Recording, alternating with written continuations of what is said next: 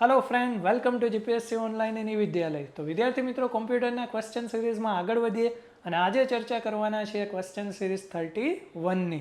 અને વિદ્યાર્થી મિત્રો, આ લેક્ચરની પીડીએફ નીચે દર્શાવેલ ટેલિગ્રામ લિંક પરથી મેળવી શકો છો। ફરી વખત વિદ્યાર્થી મિત્રો રિમાઇન્ડ કરાવું કે મારી કમ્પ્યુટરની બુક ફાઇનલી માર્કેટની અંદર અવેલેબલ થઈ ચૂકી છે। એના ઓનલાઈન ઓર્ડર માટેની લિંક નીચે ડિસ્ક્રિપ્શન બોક્સની અંદર આપેલ છે। અને વિદ્યાર્થી મિત્રો, આ બુકની ડેમો કોપી ટેલિગ્રામ પર મૂકેલ છે। તો આવો વિદ્યાર્થી મિત્રો શરૂઆત કરીએ કોમ્પ્યુટરની ક્વેશ્ચન સિરીઝ 31 માં અને જોઈએ ફર્સ્ટ ક્વેશ્ચન। પહેલો જ ક્વેશ્ચન વિદ્યાર્થી મિત્રો સ્ક્રીન ઉપર જોઈ શકો છો। ડીવીડીને ખાલી જગ્યા પણ કહે છે અને સ્ક્રીન ઉપર વિદ્યાર્થી મિત્રો ઓપ્શન જોઈ શકો છો। ક્વેશ્ચન શું છે? ડીવીડીને ખાલી જગ્યા પણ કહે છે। તો વિદ્યાર્થી મિત્રો અહીંયા આપણો રાઈટ આન્સર આવશે ઓપ્શન સી, એસડીડી। વિસ્તારથી સમજીએ, ડીવીડીનું ફૂલ ફોર્મ શું થાય? ડિજિટલ વિડીયો ડિસ્ક અથવા તો ડિજિટલ વર્સેટાઇલ ડિસ્ક।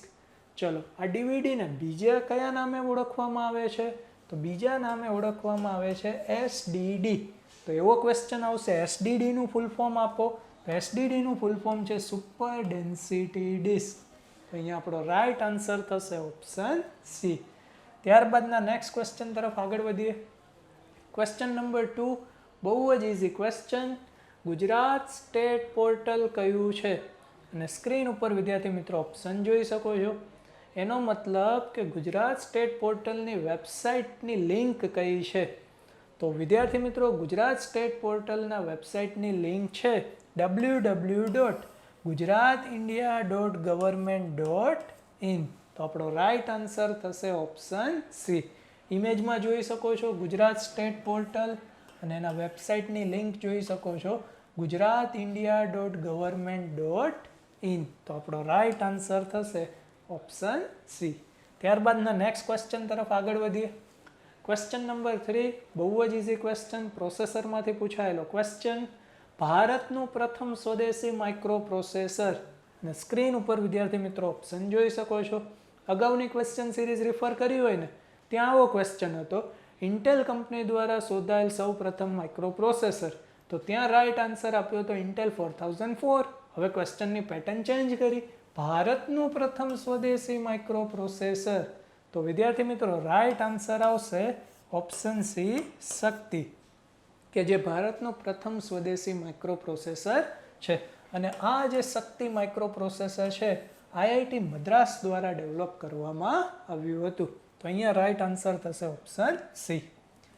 ત્યારબાદના નેક્સ્ટ ક્વેશ્ચન તરફ આગળ વધીએ। ક્વેશ્ચન નંબર 4 સોફ્ટવેરમાંથી પૂછાયેલો ક્વેશ્ચન કે સોફ્ટવેર રિલીઝ થઈ ગયા બાદ જો તેમાં કોઈ બગ રહી જાય તો તેને ફિક્સ કરવા માટે ખાલી જગ્યાનો ઉપયોગ થાય છે।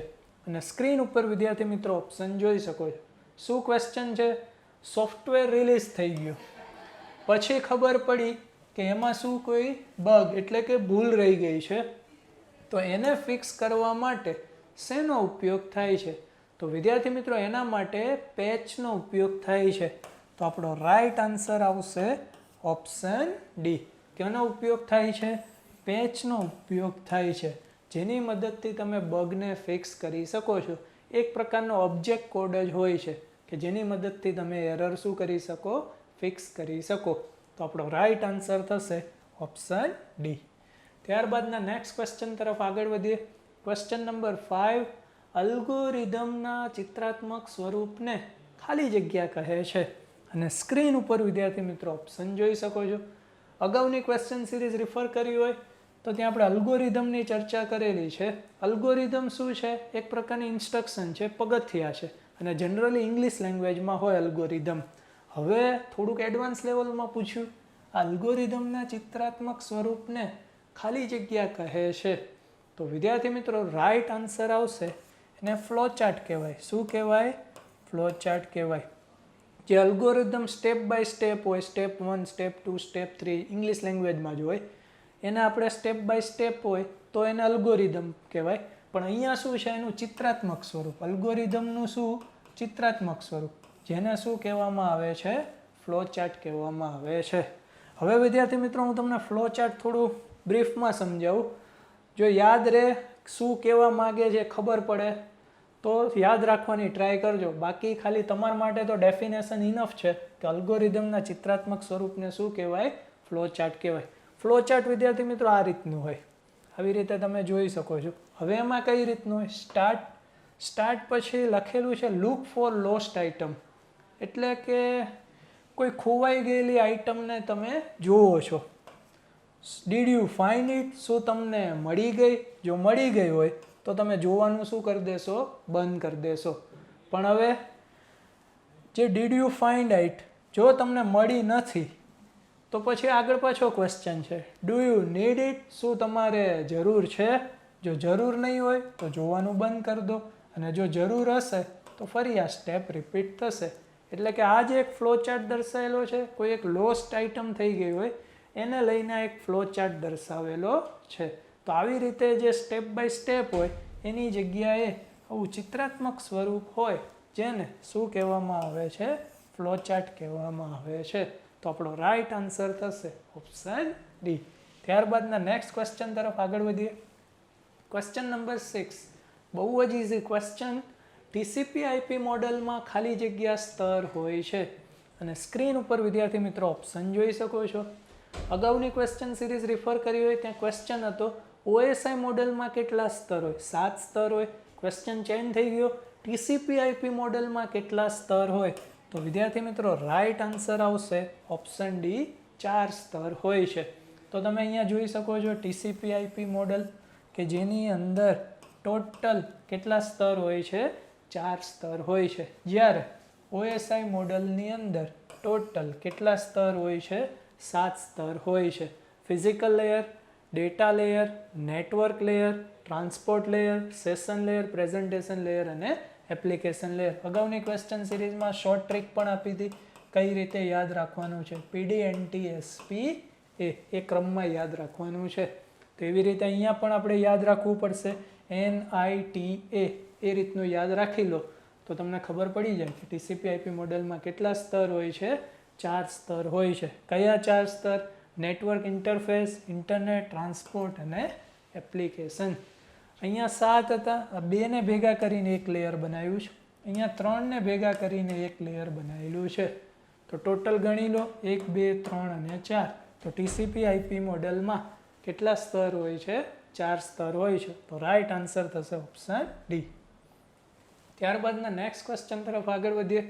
ક્વેશ્ચન નંબર 7, ઈસવીસન ખાલી જગ્યામાં જીસ્વાનની સ્થાપના થઈ હતી, અને સ્ક્રીન ઉપર વિદ્યાર્થી મિત્રો ઓપ્શન જોઈ શકો છો. ક્યારેક વિદ્યાર્થી મિત્રો તમે જાહેર વહીવટ વાંચ્યું હોય તો ત્યાં પણ વિદ્યાર્થી મિત્રો આ કોન્સેપ્ટ આવે છે જીસ્વાનનો. તો ત્યાંથી પણ તમે આન્સર આપી શકો કે ભાઈ જીસ્વાનની સ્થાપના ક્યારે થઈ હતી. તો વિદ્યાર્થી મિત્રો જીસ્વાનની સ્થાપના થઈ હતી 2001માં, અને જીસ્વાનનું ફૂલ ફોર્મ શું છે? Gujarat state wide area network. જીસ્વાનનું ફૂલ ફોર્મ શું છે? Gujarat state wide area network. તો આપણો રાઈટ આન્સર થશે ઓપ્શન એ. બીજી 2 સાલ યાદ રાખો. ભારતમાં નેટવર્કની શરૂઆત થઈ હતી ઈસવીસન 1986માં. ભારતમાં ઇન્ટરનેટની શરૂઆત થઈ હતી 15 ઓગસ્ટ 1995માં. અને 1 સાલ હવે યાદ રાખો કે 2001માં કોની શરૂઆત થઈ હતી? જીસ્વાનની થઈ હતી. રાઈટ આન્સર આવશે ઓપ્શન એ. ત્યારબાદનો ક્વેશ્ચન નંબર 8, ઇન્ટરનેટમાંથી પૂછાયેલો ક્વેશ્ચન, વન લાઇનર ફેક્ટ યાદ જ રાખવાનો છે. ખાલી જગ્યાને ઇન્ટરનેટના પિતા તરીકે ઓળખવામાં આવે છે, અને સ્ક્રીન ઉપર વિદ્યાર્થી મિત્રો ઓપ્શન જોઈ શકો છો. તો અહીંયા વિદ્યાર્થી મિત્રો રાઈટ આન્સર આવશે વિન્ડસર્ફને ઇન્ટરનેટના પિતા તરીકે ઓળખવામાં આવે છે. કમ્પ્યુટરના પિતા તરીકે કોને ઓળખવામાં આવે છે? ચાર્લ્સ બેબેજને. પણ ઇન્ટરનેટના પિતા તરીકે કોને ઓળખવામાં આવે છે? વિન્ડસર્ફને ઓળખવામાં આવે છે. તો રાઈટ આન્સર થશે ઓપ્શન સી. ત્યારબાદના નેક્સ્ટ ક્વેશ્ચન તરફ આગળ વધીએ. ક્વેશ્ચન નંબર 9, વાયરસમાંથી પૂછાયેલો ક્વેશ્ચન, પ્રથમ કમ્પ્યુટર વાયરસ. અને સ્ક્રીન ઉપર વિદ્યાર્થી મિત્રો ઓપ્શન જોઈ શકો છો. પહેલો વહેલો કમ્પ્યુટર વાયરસ કે જેનું નામ પૂછેલું છે, તો વિદ્યાર્થી મિત્રો એનો રાઈટ આન્સર આવશે ક્રીપર, કે જે પ્રથમ શું હતો? કમ્પ્યુટર વાયરસ હતો. પણ જો વિદ્યાર્થી મિત્રો એવો ક્વેશ્ચન આવે ને કે ભારતની અંદર પ્રથમ કયો કમ્પ્યુટર વાયરસ આવ્યો હતો, તો ત્યારે રાઈટ આન્સર થશે બ્રેઇન. પણ અહીંયા ક્વેશ્ચન શું છે કે પ્રથમ કમ્પ્યુટર વાયરસ, તો આપણો રાઈટ આન્સર થશે ક્રીપર, તો ઓપ્શન સી. ત્યારબાદના નેક્સ્ટ ક્વેશ્ચન તરફ આગળ વધીએ. ક્વેશ્ચન નંબર 10 આઈટી એક્ટમાંથી પૂછાયેલો ક્વેશ્ચન છે. આઈટી એક્ટ 2000 પસાર કરનાર ભારત વિશ્વનો ખાલી જગ્યામાં દેશ છે. અગાઉની ક્વેશ્ચન સિરીઝ રિફર કરી હોય ત્યાં ક્વેશ્ચન એવો હતો આઈટી એક્ટ ક્યારે પસાર થયો, તો આઈટી એક્ટ 17 ઓક્ટોબર 2000ના રોજ પસાર થયો. હવે થોડું એડવાન્સ લેવલનો ક્વેશ્ચન કે આ પસાર કરનાર ભારત વિશ્વનો કેટલામો દેશ બની ગયો, તો વિદ્યાર્થી મિત્રો રાઈટ આન્સર આવશે ભારત એ વિશ્વનો 12મો દેશ બની ગયો કે જેણે ઇન્ફોર્મેશન ટેકનોલોજી એક્ટ પસાર કર્યો હોય, તો આપણો રાઈટ આન્સર થશે ઓપ્શન એ. ત્યારબાદના નેક્સ્ટ ક્વેશ્ચન તરફ આગળ વધીએ. ક્વેશ્ચન નંબર 11 બહુ જ ઇઝી ક્વેશ્ચન, માઇક્રોસોફ્ટ એક્સેલમાંથી પૂછાયેલો ક્વેશ્ચન. શું ક્વેશ્ચન છે? માઇક્રોસોફ્ટ એક્સેલમાં 5મી કોલમ અને 7મી રોનું સેલ એડ્રેસ. શું ક્વેશ્ચન છે?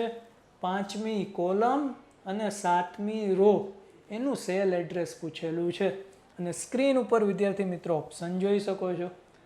તો માઇક્રોસોફ્ટ એક્સેલમાં જે ઊભા સ્તંભ હોય એને કોલમ કહેવાય, આડી હોય એને શું કહેવાય? રો કહેવાય.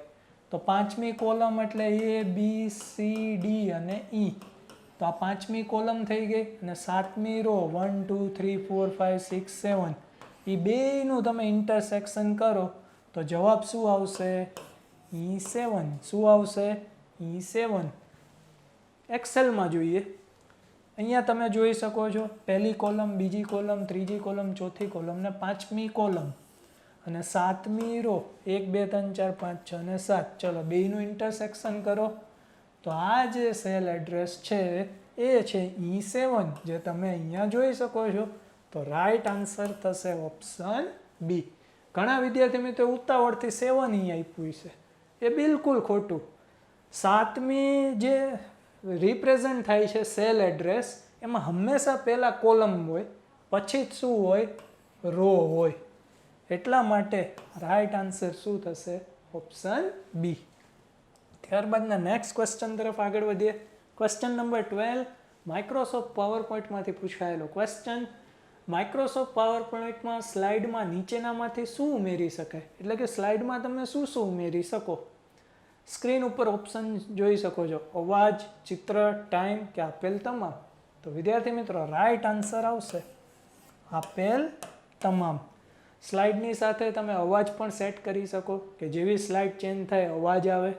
ચિત્ર પણ સેટ કરી શકો. આપણે જોઈએ છે, હું ક્વેશ્ચન સમજાવું પછી ઇમેજ આવે છે તો એ ચિત્ર પણ સેટ કરેલું હોય છે. ટાઈમ પણ સેટ કરી શકો, ઓટોમેટિક 10 સેકન્ડે આ સ્લાઇડ ચેન્જ થઈ જાય, તો એવા પણ તમે સેટ કરી શકો છો.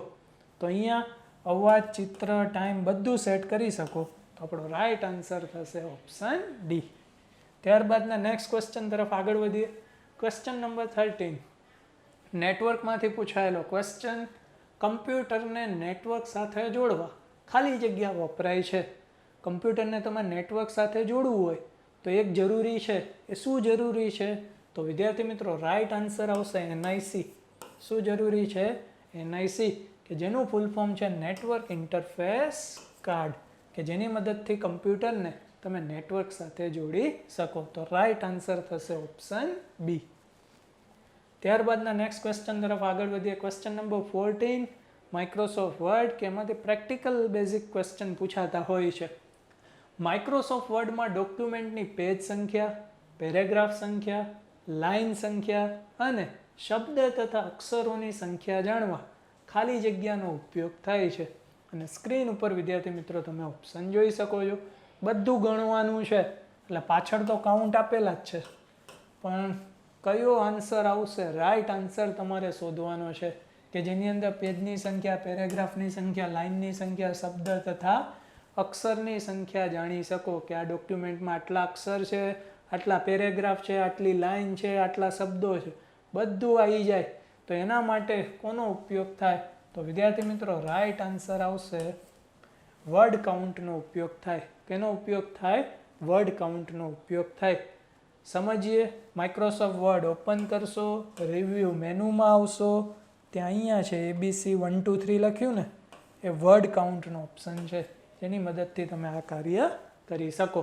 તો રાઈટ આન્સર આવશે ઓપ્શન સી. ત્યારબાદનો વિદ્યાર્થી મિત્રો લાસ્ટ ક્વેશ્ચન નંબર 15, બહુ જ ઇઝી ક્વેશ્ચન, ઓપરેટિંગ સિસ્ટમમાંથી પૂછાયેલો ક્વેશ્ચન છે. ક્વેશ્ચન નંબર 15, વિન્ડોઝ એક્સપીમાં એક્સપીનું પૂર્ણ નામ, અને સ્ક્રીન ઉપર વિદ્યાર્થી મિત્રો ઓપ્શન જોઈ શકો છો. વિન્ડોઝ એક્સપી કે જેમાં એક્સપીનું પૂરું નામ પૂછેલું છે. તો વિદ્યાર્થી મિત્રો એક્સપીનું પૂરું નામ છે એક્સપિરિયન્સ. શું છે? એક્સપિરિયન્સ. તમે જોઈ શકો છો વિન્ડોઝ એક્સપી, એમાં જે એક્સપી લખ્યું છે એનું પૂર્ણ નામ પૂછેલું છે. તો એક્સપીનું પૂર્ણ નામ હોય છે એક્સપિરિયન્સ. તો વિદ્યાર્થી મિત્રો રાઈટ આન્સર આવશે ઓપ્શન સી. તો આ હતી વિદ્યાર્થી મિત્રો કોમ્પ્યુટરની ક્વેશ્ચન સિરીઝ 31. આશા રાખું છું કે વિદ્યાર્થી મિત્રો તમને આ કોમ્પ્યુટરની ક્વેશ્ચન સિરીઝ ખૂબ જ પસંદ આવેલી હશે, અને વિદ્યાર્થી મિત્રો આ લેક્ચરની પીડીએફ નીચે દર્શાવેલ ટેલિગ્રામ લિંક પરથી મેળવી શકો છો.